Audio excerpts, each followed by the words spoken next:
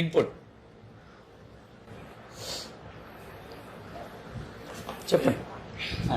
అంటే ఆపకుంటే ప్రిపేర్ అవ్వమని చెప్పాలి, అంతేనా? అవును సార్. అంటే సక్సెస్ ఫెయిల్యూర్ అనేది ఒక కాయిన్కి రెండు వైపులు ఏదైనా పడవచ్చు కాయిన్ ఇసిరేసినప్పుడు.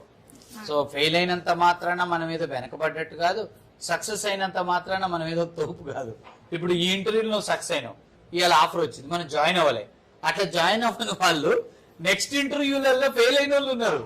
వాడు మన పిల్లగాడు ఉండు కదా మీ బ్యాచ్, వినయ్ వాళ్ళ బ్యాచ్, ఇవన్నీ శ్రీకాంత్ అన్ని చూసిడు కాబట్టి శ్రీకాంత్ చాలా మారిండు. శ్రీకాంత్ జాయినింగ్ ఇలా లేడు, అతను కూడా ఒక ఆలోచనలో ఉండు.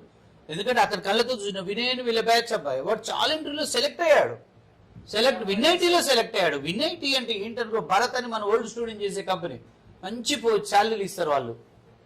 వినైటీలో సెలెక్ట్ అయ్యిండు. అట్లా వద్దురా జాయిన్ అవ్వరా బాబు అంటే తప్పించుకొని పోయేవాడు, రాపోయేవాడు.